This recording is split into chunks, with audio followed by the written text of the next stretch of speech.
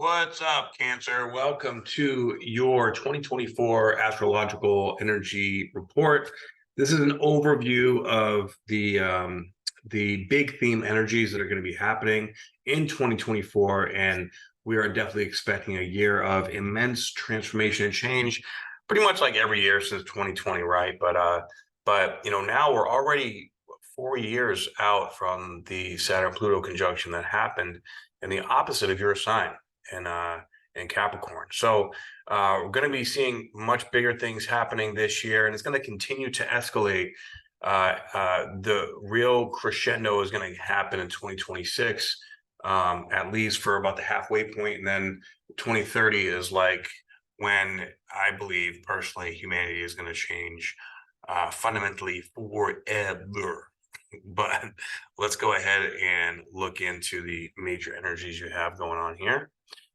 So first and foremost, since we have Pluto in your opposite sign, 29 degrees, it's going to be going to 2 degrees of Aquarius this year. That's going to be coming into your 8th house. Now, not going to lie, the 7th and the 8th house with Pluto there is not the easiest. And this is we're ending a 15-year cycle in regards to learning through your relationships. And now we're getting ready to enter a 20-year cycle when it comes to death, taxes, money, like power struggles and money, collective efforts for like businesses and things like that, your intuition, your sex and sexuality. And now Pluto owns basically the 8th house. While it's going to be sitting right on the cusp, this is where you can bet this year, if you're in a significant relationship or married or even business partnerships, they're either going to change, evolve, or die. There's going to be some kind of change. And look, change is good. Really the only thing that's constant is change, right? So, but Cancers, I know you don't like change a whole lot.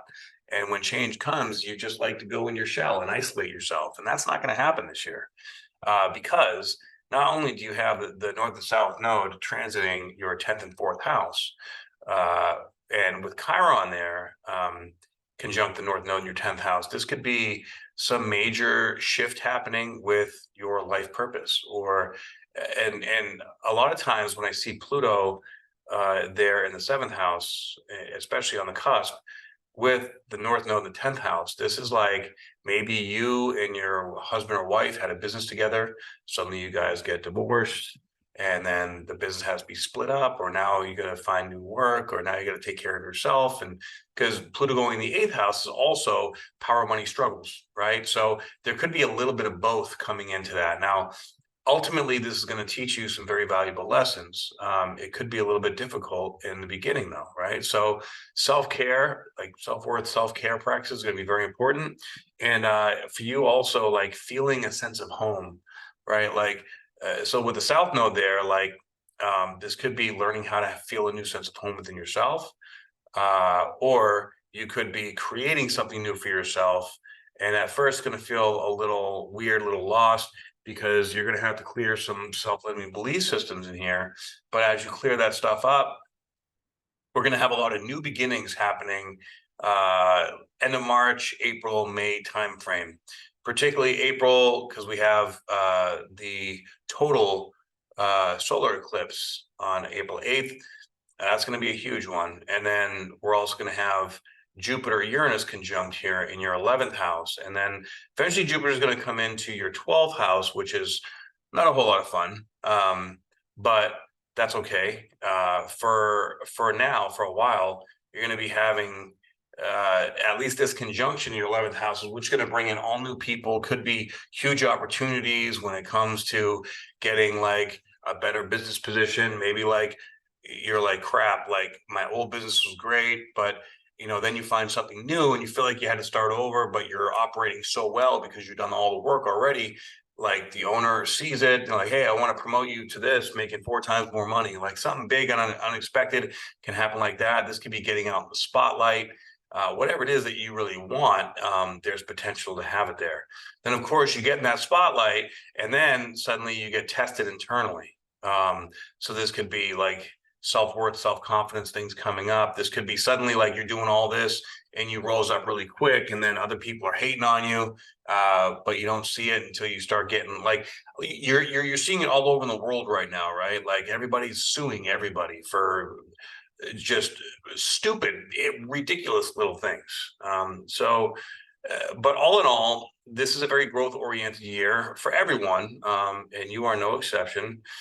Especially with whatever this new life purpose is, it's going to be deeply connected or associated to a deep wound that you have experienced. Or this could also be like your relationship to your father, like this could be a change in your relationship with your father, or a change in your perception of your relationship with your father. So however you take that, take that as it is. But we also have Neptune and Saturn in the ninth house. Now, this is quite significant because the ninth house is all about belief systems. It's about us connecting to God at its highest vibrational level. It's also about travel, but really wisdom gained from life experiences, right? With Neptune going to 29 degrees of Pisces in the ninth house, this is about as close as you can get to the concept or the philosophy of understanding what God is to you. So it's going to be a very spiritual year for you.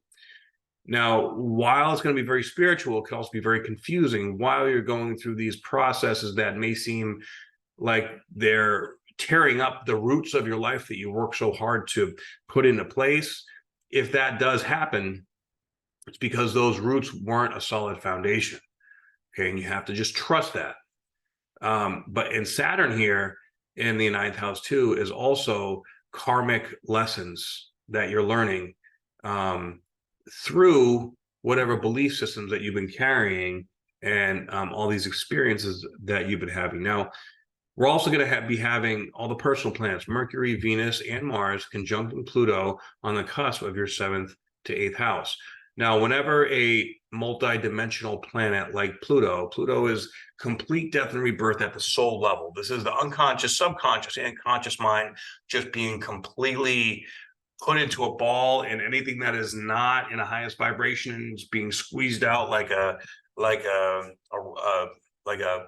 thing of toothpaste, right? When the personal planets come up here, it hits those personal energies about as deep as you can possibly feel. So this is feeling things very, very, very deep through your significant connections. So for you in particular, all your either your business partnerships, your spouse, anyone that you have a deep commitment to, they are your greatest teachers. And that may be true all the time, but this year in particular is going to be a specific focus for the karmic lessons that you're meant to learn. Now, when I say karmic lessons, that doesn't mean that it's good or bad. It just means that it's a mirror reflection of what you need to learn. We're all clearing karma. We're all learning this karmic stuff, but this year in particular, because Neptune will be at 29 degrees of Pisces for 5 months, it's going to feel like we're right at the edge and we're sitting on the cliff. And we didn't even know that this level of, because we've already been on like 8 levels of cliffs, right? But it actually goes to like level 22. Well, these cliffs are just going to keep going and going, going, going, going. There's more and more and more. It does not stop. There will be a culmination point with this energy at the end of 2025 and in 2026. All right. But I think we're going to see that more collectively. So for you, this is going to be, you're going to be so close and so connected to source energy. It may be overwhelming to your spirit or overwhelming to your consciousness to be able to comprehend exactly what it all is supposed to mean. What am I all supposed to learn? You could be going on some deep dives, going to do ayahuasca retreats and going on yoga retreats and doing sound baths and all this stuff, even if you've never done it before. You could be called to this stuff because suddenly it seems like life is pushing in these weird directions, and you had things so nice. You had these certain foundations, but the foundations weren't really serving what's your highest and best good, but you were living in this comfort zone of a lower vibration than what your soul is craving because your mind wanted it to be there. And now you have to reconfigure all your beliefs about what you really want, but what really makes you happy. And there's going to be some attachment there that need to be cut. You know, you're going to cut some of them cords. Okay. Now, when Jupiter does go into the 12th house, this is where you have to be really careful about escapism. This is where entities and stuff like STEs, spiritually transmitted entities, okay, are all over the place. And this is where addiction potential is sky high. This is where you're going to be really careful, okay? Jupiter in the 12th house is also about as deeply connected to source energy as you can get. But the more open you are energetically, so with Neptune at 29 degrees in the 9th house, and then Jupiter going into Gemini in the 12th house. Gemini is also, you know, the two minds, you know, talking back and forth. So you can really get in your head about your intuition, trying to learn how to process and listen to this intuition. So you may benefit from a coach or a mentor or some kind of guide, astrology reading, anything that can help structure all this energy that you're going to be feeling. Of course, once Jupiter gets into Cancer, that's not till 2025, but you know, that's when this new version of you is going to be born. But we're all going through a massive rebirth in one way or another, to one extent or another. So this for you looks like new people, new opportunities, which are going to make you question who you are and what you really want, and shifts and changes in power dynamics with relationships, particularly spouses or business partners. Okay.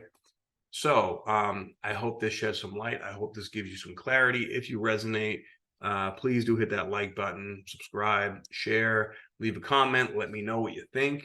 And if you'd like a personal reading from me, also in the description box below, you can get that information there. I appreciate you very much, and I'll see you on the next video. I hope.